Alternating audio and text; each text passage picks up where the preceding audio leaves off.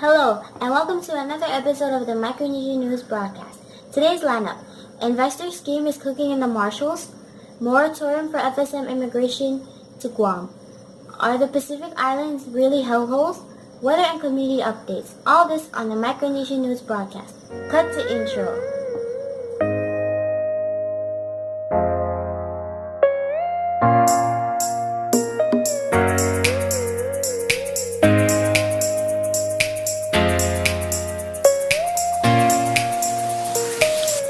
Hello everybody, thank you for tuning in to another episode of the Micronesian News broadcast. We have an interesting lineup for today, so please stay tuned. And in our very first story, over in the Marshall Islands, talks of making the atoll of Rangalap an investor's paradise has triggered debate and controversy in the island nation. The chairman of the World Organization of Governance and Competitiveness, Kerry Yan, says he envisions making Rangalap suitable and attractive to high-tech companies and entrepreneurs so that jobs can be created for the Marshalls and help boost the economy.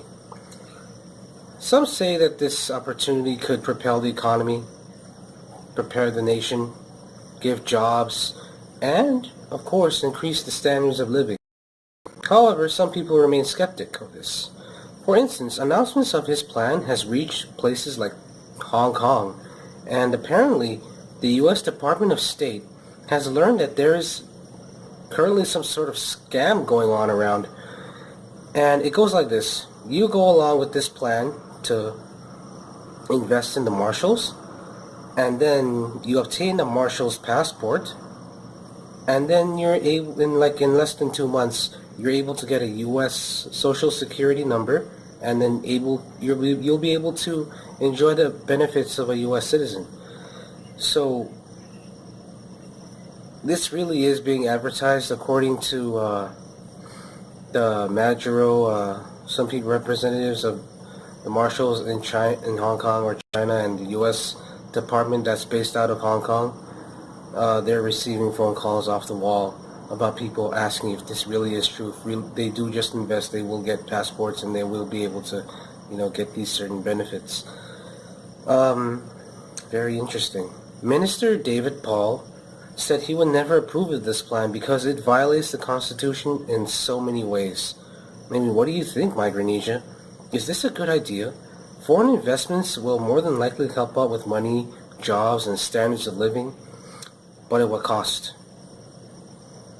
And in our second story, now this is not a topic I enjoy talking about, but it is being brought up constantly, and it must be addressed.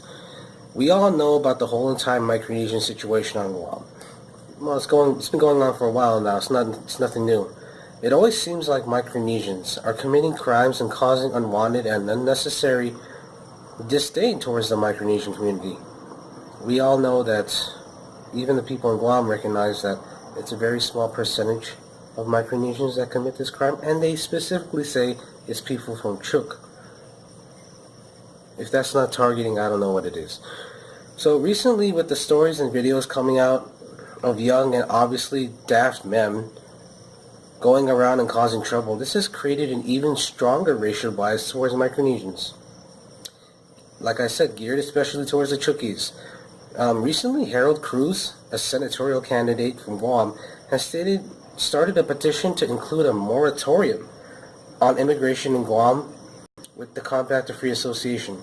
So basically, he wants to regulate immigration since he believes that this unrestricted resources and causing so many trouble to the people of Guam. And if this does pull through, they should only be allowed into Guam if they can prove that they can contribute to, society. Furthermore, any and all lawbreakers will be deported, and if you happen to be a minor, your parents will also face the consequences.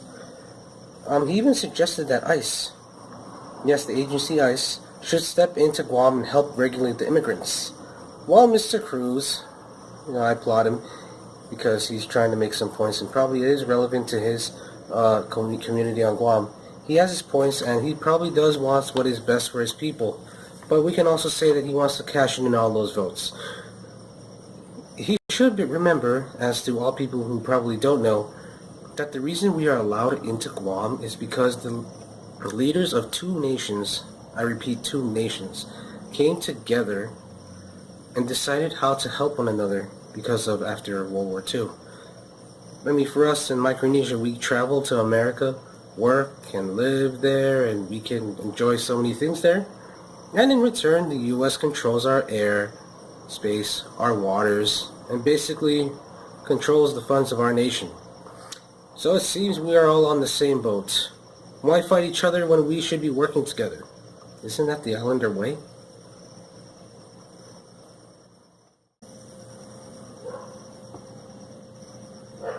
In our last story, last week at the Pacific Islands Forum that was held at Nauru, NZB broadcaster Heather Duplessis Allen made some offensive comments. She said that the PM of New Zealand is wasting time and money on the Pacific Islands. The Pacific Islands are nothing but leeches that only want money, and in fact she even said they were hellholes. What is most interesting is that even though she has been urged by many people by email or on social media, she still stands firm in what she said and won't take it back. She even made an example to prove her point. The nation of Niue is basically being paid for by the NZ taxpayer, and that the people of Niue can enjoy the same benefits as any citizen of New Zealand, which is simply put really unfair.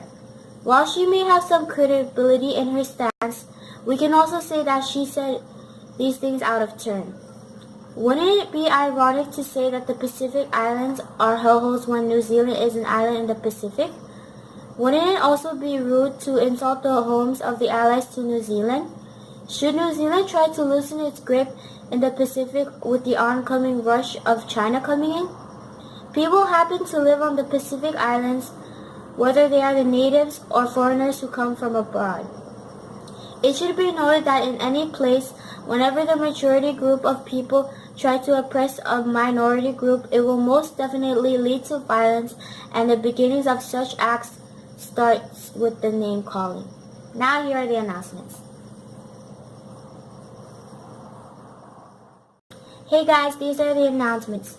In our first announcement, FSM Department of Education held a workshop alongside the Australian government and Asian Development Bank. Various groups from education, civil society, organizations, and academic all came together to discuss strategies to improve the quality of education. In our second announcement, FSM National Election Office announced if there are any interested candidates who want to run for 2-year or 4-year congressional seats for the March 5, 2019 general election. Submission deadline is November 5, 2018 at 5 p.m. And in our last announcement, September 22, FSM China 5K Run Walk, starting at 7 a.m. at Palm Terrace in honor of 29 years of friendship. Free registration, free shirt, and prizes to first winners. Now here's Norman with the weather. Hey guys, this is Norman, and this is the weather for tomorrow. 29 degrees Celsius high during the day, and 23 degrees Celsius low during the night. Partly cloudy, and 20% chance of precipitation, and 76% of humidity.